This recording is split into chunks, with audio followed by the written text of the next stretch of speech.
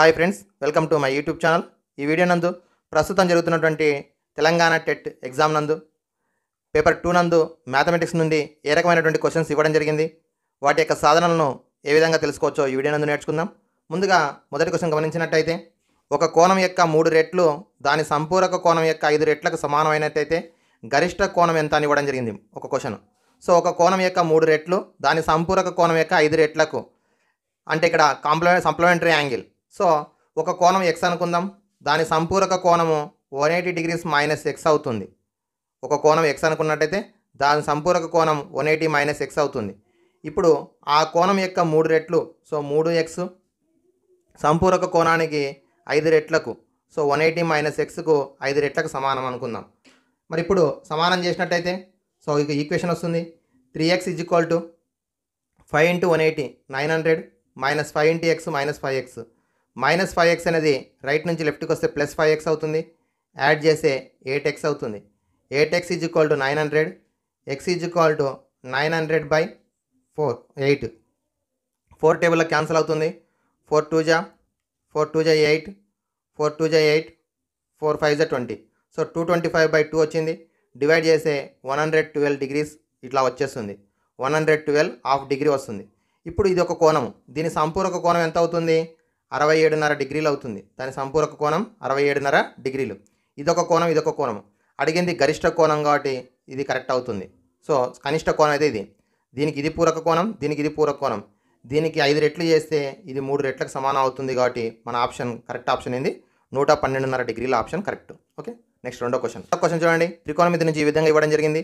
sin a + 4b = 1, cos a + 2b = 1/2. Sign లోపల కుడివైపు ఏమో 1 ఇచ్చిండు, ఎడమవైపు కోణం ఇచ్చిండు. కుడివైపు 1 స్థానంలో ఏం చేయాలంటే సైన్ నిష్పత్తి ఉన్నటువంటి ఎప్పుడు 1కి సమానం అవుతుందో రాయాలి. సో sin a + 4b = 1 అంటే sin 90 డిగ్రీస్. బోత్ సైడ్స్ ఒకే ట్రిగ్నామెట్రిక్ రేషియో ఉన్నట్టయితే యాంగిల్స్ ఈక్వల్ అవుతాయి కాబట్టి a + 4b = 90 డిగ్రీస్ ఆప్షన్ 1. అలాగే ఇక్కడ రెండవ దాంట్లో కూడా కాస్లో 1/2 ఎప్పుడు వస్తుంది?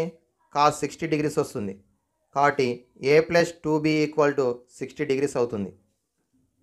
సో ఇది ఈక్వేషన్ 2. ఇప్పుడు 1 2ల నుంచి రెండు చరరాశుల రేఖీయ సమీకరణాల సాధనల ప్రకారం తీసివేసే minus minus minus plus a minus a cancel. 4bలకెళ్ళి 2b మైనస్ చేస్తే 2b, 90లకెళ్ళి 60 మైనస్ చేస్తే 30. So b = 15 degrees. అయితే అడిగింది b అడగలేదు, a అడిగిండు. మళ్ళీ a కావాలంటే b ప్లేస్లో 15 రాస్తే 4 × 15 అంటే 60. So a + 60 = 90. Then a = 30 degrees. a = 30 degrees. ఈ విధంగా త్రికోణమితి నుంచి ఈ విధంగా క్వశ్చన్ ఇవ్వడం జరిగింది. నెక్స్ట్ ఇది మనకు గమనించినట్టయితే ఇది ఘాతాంకాల గురించి ఇవ్వడం జరిగింది. అది 9th క్లాస్లో ఫస్ట్ చాప్టర్ వాస్తవ సంఖ్యల నుంచి కావచ్చు, 8th క్లాస్లో కూడా పవర్స్ ఘాతాంకాల గురించి కూడా కావచ్చు. 64 power of 2n/3, 27 power of n/6 divided by 48 power of n/2 ఇచ్చిండు. 64 అంటే 2 power of 6 whole power of 2n/3. అలాగే 27 అంటే 3 power of 3 whole power of n/6. 48 అంటే 16 × 3 రాస్తాం. 16 అంటే 2 power of 4 × 3 whole power of n/2. ఇక్కడ ఘాతానికి ఘాతం ఉంది కాబట్టి రెండు ఘాతాంకాలు ఇంటూ చేస్తాం. 6 × 2n/3. అలా ఇక్కడ కూడా 3 × n/6. ఇక్కడ భూములు రెండు ఉన్నాయి, రెండింటి యొక్క లబ్ధానికి ఘాతం ఉంది. విడివిడిగా రాస్తే 2 పవర్ ఆఫ్ 4 × n/2 అలాగే 3 పవర్ ఆఫ్ n/2. ఇప్పుడు 3 1 జా 3 2 జా క్యాన్సల్, 3 1 జా 3 2 జా క్యాన్సల్, 2 1 జా 2 2 జా క్యాన్సల్. ఈ విధంగా రాసుకుంటాం. ఇప్పుడు న్యూమరేటర్లో 2 power of 2 × 2 4n, 3 × n/2. డినామినేటర్లో 2 power of 2 × n 2n, 3 power of n/2. ఈ రెండు సేమ్ క్యాన్సల్ అవుతాయి. ఇక్కడ బేస్ సేమ్ ఉంది, పవర్స్ డిఫరెంట్ ఉన్నాయి. So a power of m/a power of n సూత్రం ప్రకారం 2 power of 4n - 2n that is equal to 2 power of 2n. ఇది answer 2 power of 2n. Okay, next another question. x such that x అనేది ప్రధాన సంఖ్య <10, 10 కంటే తక్కువైనటువంటి ప్రధాన సంఖ్యలు గల మూలకాలు కలిగినటువంటి సమితి P. సో 2, 3, 5, 7. అలాగే Q అనే సమితి ఇచ్చిందంటే x అనేది 210 యొక్క ప్రధాన కారణాంకం. సో 210ని ప్రధాన కారణాంకాలు లబ్ధంగా రాసినప్పుడు వచ్చినటువంటి కారణాంకాల్లో ప్రధాన సంఖ్యలు. సో 2 ఎక్కంలో వస్తుంది కాబట్టి 105, 3 ఎక్కంలో వస్తుంది కాబట్టి 35, 5 ఎక్కల్లో వస్తుంది కాబట్టి 5 ఏడులా 7 ఒకట్లా. సో ఇక్కడ వచ్చినటువంటి ప్రధాన సంఖ్యలు కాబట్టి 2, 3, 5, 7 ఇది క్యూ సమితి. మరి ఇప్పుడు క్వశ్చన్ ఆన్సర్ ఏమి అడిగిందంటే ఆప్షన్స్ ఇట్లా ఇచ్చిండు. Number of P greater than number of Q, number of P less than number of Q, number of P equal to number of P intersection Q equal to number of Q. So మన option గమనించినట్టయితే రెండిట్లో ఉమ్మడి మూలకాలు same ఉన్నాయి కాబట్టి number of P అంటే 4, number of queue అంటే కూడా 4, number of P intersection Q కూడా 4 కాబట్టి ఇది ఆప్షన్ కరెక్ట్ అవుతుంది. ఓకే, 42,500 రూపాయలకు ఒక వస్తువును కొని రవాణా ఖర్చు 450 రూపాయలు, 3,550 రూపాయలు రిపేర్కి ఖర్చు అయినట్టయితే 25% లాభంతో అమ్మినట్టయితే ఆ వస్తువును అమ్మినటువంటి వేల ఎంత? సో కొన్నటువంటిది 42,500 రూపాయలకు, దీనికి 450 రూపాయలు ఆటో ఖర్చు, 3,550 రూపాయలు రిపేర్కి ఖర్చు అవుతుంది. ఈ మొత్తం కలిపితేనే అది కొన్న వేల అవుతుంది. సో కూడితే మనకి ఎంత వస్తుంది చూడండి, 46,500 రూపాయలు ఇది మొత్తం ఆ వస్తువు యొక్క కొన్న వేల అవుతుంది. ఇప్పుడు ఈ వస్తువును 25% లాభంతో అమ్మాలి. అమ్మితే అమ్మినటువంటి వేల ఎంత? 25% లాభంతో అనగా మనం 2 రకాలుగా చేయొచ్చు. సూత్రం ప్రకారం అయితేనేమో కొన్న వేల ఇంటూ 100 ప్లస్ ప్రాఫిట్ బై 100 ఈ విధంగా చేయొచ్చు.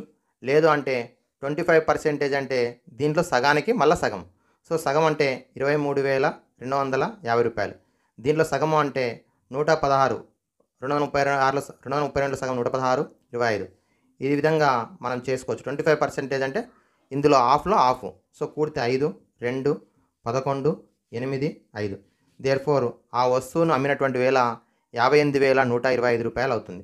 లేదు అంటే మనము సూత్రం ప్రకారం కూడా చేసినట్టయితే 46,500 ఇంటూ 125/100 సో క్యాన్సిల్ అవుతుంది. 465 ఇంటూ 125 చేసినట్టయితే 58,125 రూపాయలు వస్తుంది. Okay, next question. 2 కుళాయిలు ఒక ట్యాంకును విడివిడిగా 80 నిమిషాల్లో ఒకటి, 120 నిమిషాల్లో మరొకటి నింపగలవు. అయితే రెండింటిని ఒకేసారి తెరిచినట్టయితే ఆ 2 ట్యాంకు నింపడానికి పట్టే కాలం ఎంత అని ఇచ్చిండు. ఒకటేమో 80 నిమిషాల్లో నింపుతుంది, మరొకటేమో 120 నిమిషాల్లో నింపుతుంది. దీనికి మామూలుగా ఏ కామా బీలు అనుకున్నట్టయితే ఏ నింపడానికి పట్టే సమయం 80 నిమిషాలు, బి నింపడానికి పట్టే సమయం 120 నిమిషాలు అయితే 1 నిమిషం లోపల ఏ అనేదేమో 1/80 వంతు, బి ఏమో 1/120 వంతు నింపుతుంది. కాబట్టి 2 కలిసినప్పుడు ఏ ప్లస్ బి 2 కలిసి 1 నిమిషంలో నింపేటటువంటి భాగము 1/80 ప్లస్ 1/120. రెండింటి యొక్క ఎల్సిఎం 240 అవుతుంది. కాబట్టి 3 + 2 సో 5/240 అవుతుంది. ఇది 2 కూడా 1 నిమిషంలో నింపేటటువంటి భాగం. మనకు కావాల్సింది సమయం కావాలి. సమయం అంటే దీని యొక్క రెసిప్రోకల్ 240/5, 5తో భాగారం చేస్తే 5 4 20, 5 8 40 సో 48 నిమిషాల లోపల 2 కలిసి ఆ ట్యాంకును నింపుతాయి. So 48 minutes. ఓకే, నెక్స్ట్ త్రికోణమితి నుంచి మరో క్వశ్చన్ చూడండి.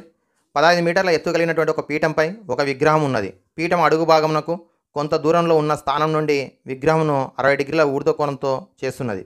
విగ్రహం యొక్క పైభాగం అనేది 60 డిగ్రీల ఊర్ధ్వ కోణం చేస్తున్నది. ఇప్పుడు పీఠం వైపు 4√3 మీటర్లు నడిచిన తర్వాత పీఠం యొక్క పైభాగము 30 డిగ్రీల ఊర్ధ్వ కోణం చేసినట్టయితే విగ్రహం ఎత్తు ఎంత? ఇక్కడ మనకు 2 భాగాలు ఉంది. మామూలుగా మనం చూస్తుంటాం స్టాచ్యూలు బయట ఫస్ట్ పీఠం ఉంటుంది.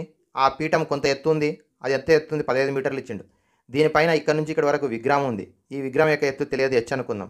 ఇప్పుడు పీఠం యొక్క అడుగు భాగం నుంచి కొంత దూరంలో నుంచి 60 డిగ్రీల ఊర్ధ్వ కోణం చేస్తుంది. సో 60 డిగ్రీల ఊర్ధ్వ కోణం చేస్తుంది.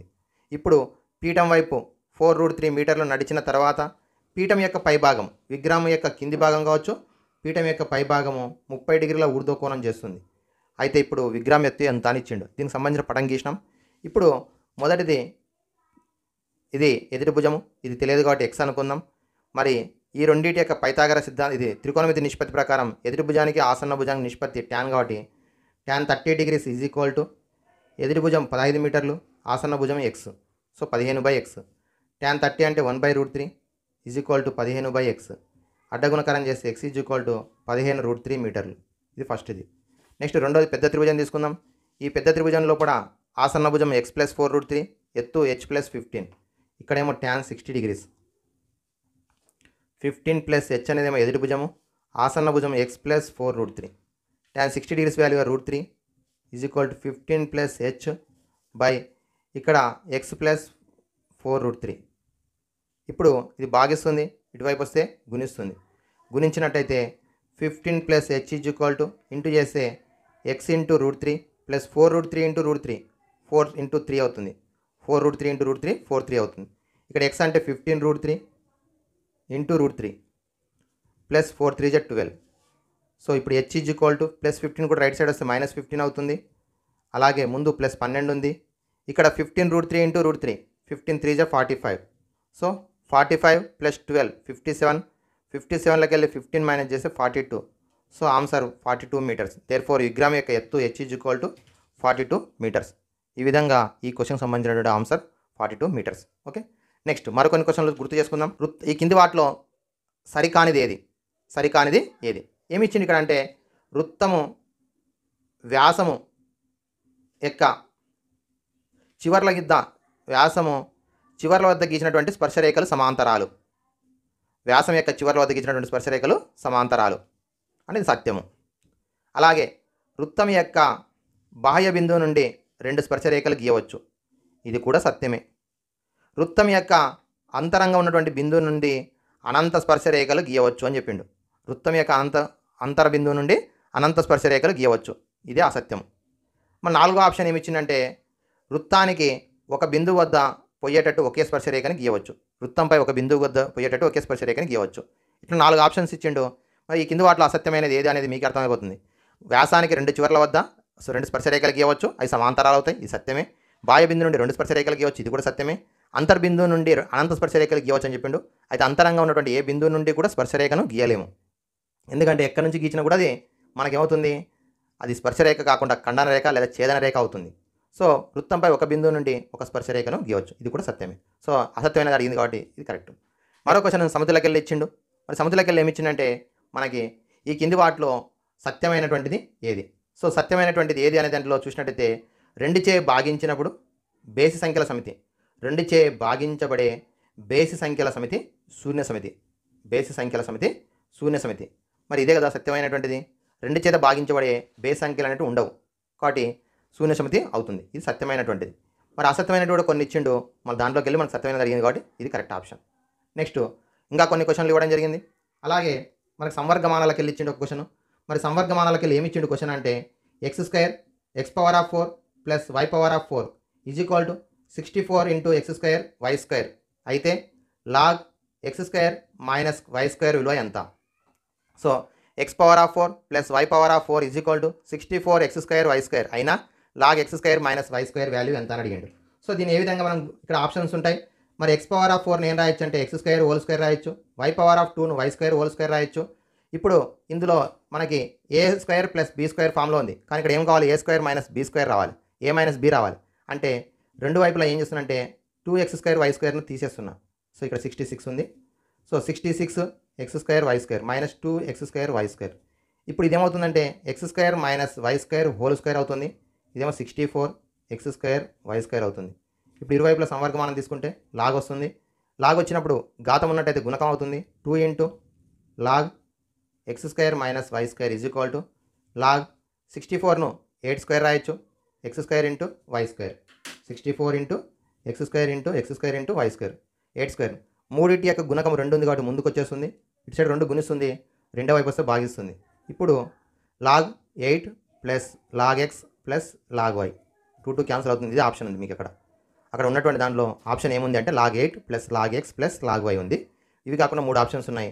సో కరెక్ట్ అయినటువంటి option log 8 plus log x plus log y. ఇది మనకి సంవర్గమానాల నుంచి ఇవ్వడం జరిగింది. ఓకే,